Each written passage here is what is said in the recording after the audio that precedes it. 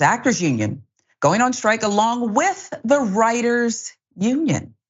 72 days into the WGA writer's strike, SAG-AFTRA, the Actors Union will join their entertainment brethren on the picket line. Union leadership announced the strike during a press conference Thursday afternoon and said it would commence at midnight after the Alliance of Motion Picture and Television Producers refused to meaningfully engage on some topics and on others completely stonewalled SAG-AFTRA during negotiations, according to Union President Fran Drescher. Last time both the WGA and SAG-AFTRA were on strike was 1960. Both of these unions striking simultaneously effectively shuts down Hollywood. It's a wrap for now. What does SAG-AFTRA want? What's the union asking for? Well, among SAG-AFTRA's demands, increased minimum pay rates, increased streaming residuals, neither of which have kept up with inflation, and improve working conditions, royalty payments, which are contingent on the number of a show's reruns, are no longer reliable. Streaming, which has shifted to shorter seasons over longer periods of time, has made less work available to actors. And union members want guarantees from studio and production companies about how exactly artificial intelligence will be used. They want to protect their likenesses, make sure they are well compensated when any of their work is used to train AI. That's a real sticking point. For those who believe every actor on TV is rich, here is their response. Watch. The strike is not just about us trying to be richer. The strike is about protecting our rights. So first of all, so that you know, everybody in this business is not rich. My name is Luke Cook. I'm an actor from The Chilling Adventures of Sabrina, Katie Keene, Dynasty, Dollface, and I am not a millionaire. I drive a 2010 Mazda S3. My previous car was a 2006 Ford Taurus. 95% of the actors in SAG cannot make a living from acting. They've got to have side hustles, etc. I am one of those actors. I want you to know that all the TV shows that you guys watch, TV shows and movies, but all the TV shows that you see those actors, you see someone like me, like who's that? But what's her name? I don't know, but I've seen her on a bunch of stuff. We are the ones as well who aren't able to make our rent, to pay our bills, to get food on our plate, to take care of our children. Actors like myself, guest stars, co-stars, etc. And we're paid chips. I'll give you an example. I did a show called Dollface last year. They put me on a billboard on Sunset. Do you know how much they paid me to be on the billboard? $0. The amount that they paid me to be in the show was not much better. It's not, this is not an elitist person. I don't have a yacht. I'm a working person. I'm a laborer. I'm a journalist. And all the people that you guys enjoy when you see all of your favorite TV shows, they are journeyman actors. They are laborers. Yes. They are working paycheck to paycheck. So there's that. And what about residuals, you might be asking? Well, let's listen. That's the biggest problem, is that the residuals go down and they're paying less and less. I did a couple episodes of The Nick, I don't know how many years ago, and it's in some form of streaming now, and yeah, I get like $1.25 residuals a couple times a year. That is one example of streaming residuals. Yeah, I did a couple episodes of The Good Fight. Again, $3 residuals, $1.50 residuals. Oh my God, I'm about to be so rich. And you got time. What? The residuals were born initially out of the 1960 strike, which is the last time the writers and actors struck together. Before that, all the people who were on I Love Lucy, The Honeymooners, never saw a further penny from all the however many, in today's dollars, millions of dollars that the studios and networks made off of those shows.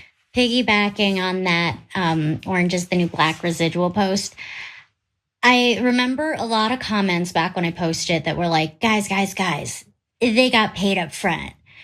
First of all, whether or not we got paid up front, that live on in perpetuity. I deserve to get paid for as many streams as that gets. Second of all, we did not get paid very well, ever. And when I say did not get paid very well, you would die. People were bartenders still. People had their second job still. They were famous as like internationally famous, couldn't go outside but had to keep their second jobs because they couldn't afford to not. We couldn't afford cabs to set. Okay. So not everybody is Kevin Costner, okay, who's paying his estranged wife $130,000 a month in child support. He can afford it. Not everybody is Kevin, though. And then there's AI, okay? Concerns that AI will replace gifted actors. Why not, right? Looks real. The AMPTP's proposition to include full body scans as part of production requirements has sparked outrage among SAG-AFTRA members, leading to the ongoing strike. The scans would be owned by the production company indefinitely, while actors would only receive a day's wage for their participation with no compensation for future use of their likeness. That's slick, CBR there with the reporting. This can especially affect those background actors. Stadium full of people, hey, you get free lunch and you get a little check. Maybe not anymore. Listen. Still makes under $200 a day. And now I want you to think about it as you hear what the Hollywood executives proposed as part of their AI deals. They had a groundbreaking, I'm quoting them, AI proposal. So what do you say to that? That groundbreaking AI proposal, they propose our background performers should be able to be scanned, get paid for 1 day's pay, and their company should own that scan, their image, their likeness, and should be able to use it for the rest of eternity in any project they want with no consent and no compensation. There are no residuals for background acting. So that one-time payment, that 1 day payment, that's all you get for your image forever.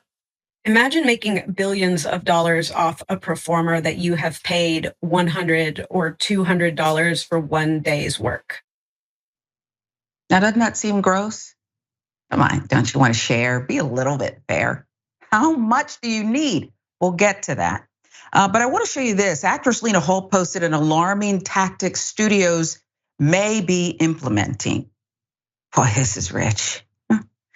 So Snowpiercer season 4 did a full body scan and full range of emotion capture of all the series regulars on the show, not ever telling us the real reason why. Now I know why. And it's really disturbing because I didn't consent. Now, how much money do you need? I deliberately didn't have lunch today because I wanted to get through this list without anything coming up involuntarily. Wait until we show you this. In comparison, here's how the head of the studios have been paid. Now, I thought these were typos. This can't possibly be true, but this is a crack staff we have. They looked it up, they double checked the data. David Zaslav, okay? He hired that guy who ruined what was left of CNN, Warner Brothers Discovery Inc. This can't $498,915,318. The residual checks aren't even the 318. They're not even the 18. You heard the soundbite. Ari Emanuel, okay? And remember, wasn't that hit HBO show based on his character? Endeavor Group Holdings, $346,935,367. Iger, who recently said he may sell off ABC networks because the models change. We maybe don't need ABC and ESPN in that way. Well, he's got some catching up to do if he wants to get where Zaslav is, but still respectable, $195 million. And it goes on and on and on. Rupert Murdoch on that list. And then his son has the nerve to be on the list right after him. So you see where we're going with this, folks. Patrick Whitesell, as I recall. That's Jeff Bezos' girlfriend's, fiance's ex-husband, okay? There's a lot of money in Hollywood, just not for so many gifted actors, writers. It's incredible. That list from CNBC, again, I didn't eat, okay, because I knew I had to get through it. Then there's the callous comments from studio heads. Bob Iger, as we mentioned, the CEO of Disney, telling CNBC Thursday morning that the writer's strike and potential SAG strike were, quote, very disturbing. There's a level of expectation that they have that is just not realistic, he said. 195 million a year? They're not realistic? Unfortunately, this flippant attitude from AMPTP comes as no surprise if you've been following the writer's strike. Earlier this week, a studio exec told Deadline the end game is to allow things to drag on until union members start losing their apartments and losing their houses.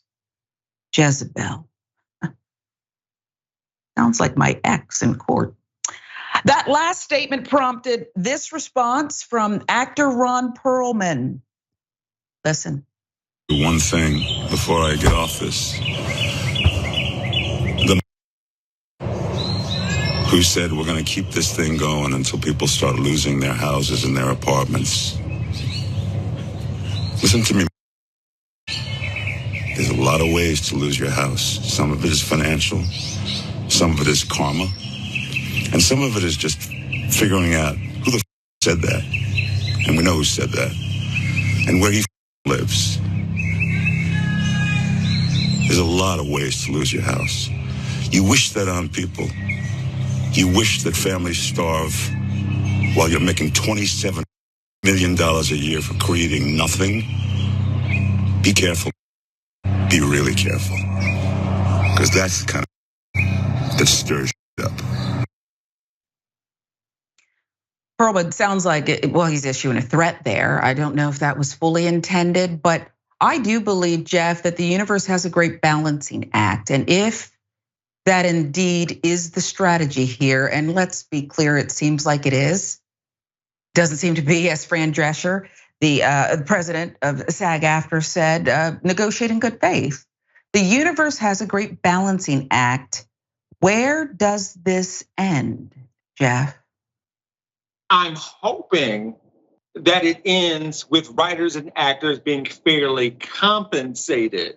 There's going to be a compromise in the middle of what we're talking about. I don't know where. There's a bunch of gray areas, but I'm hoping it can lend itself to, again, people being able to have their work being appreciated in the form of monetary compensation. With all of that said, if we're going to get these people paid, we need actually normal people like me amplifying their cause, because it shouldn't come to this, but a lot of people should realize that the same factors that are going into this strike could come after them too. My face is all over the internet from hundreds of hours of videos I've posted, which, by the way, AI can't replicate all of this, but automation is coming for all of us one day. So you better take a stand right now for these people. I don't know why they're going after millionaires, some of them, instead of the billionaires. We should go after the billionaires and multi-millionaires.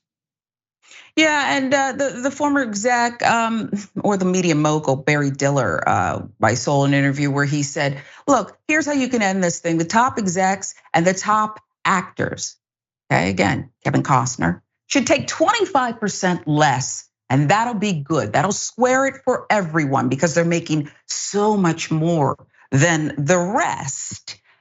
I think that there are too many people who subscribe to greed is good. Who needs $500 million? Some people think they do. Would that be enough? Do you see any compromise here between the haves and the have-nots? Sharon, as you listed earlier, the Murdoch family are definitely the haves. Like, honestly, so the haves and have-nots. If we have what the Murdochs made alone, that can probably fill up what the writers and actors are demanding for right now. So as far as the compromise, no, I think ultimately, oh gosh, I'm hoping the writers and actors don't lose ground. That's what I'm hoping, but I have a feeling that they might, because they might be the desperate ones here, because there are people threatening to have actors and writers losing apartments and jobs and wages just to wait this thing out. But we've seen actors and writers make headway in the past with strikes, so hopefully they'll go there and not be replaced with like reality TV or something like that.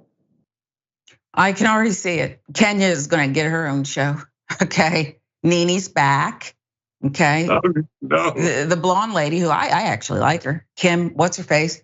The divorce is off and she's gonna probably get another run at her show. Because if this thing goes on for much longer, the other thing that Barry Diller said was Hollywood will end as we know it, and there'll be no coming back from that. You gotta give people an out. Gotta give them something, or else. That's what I think.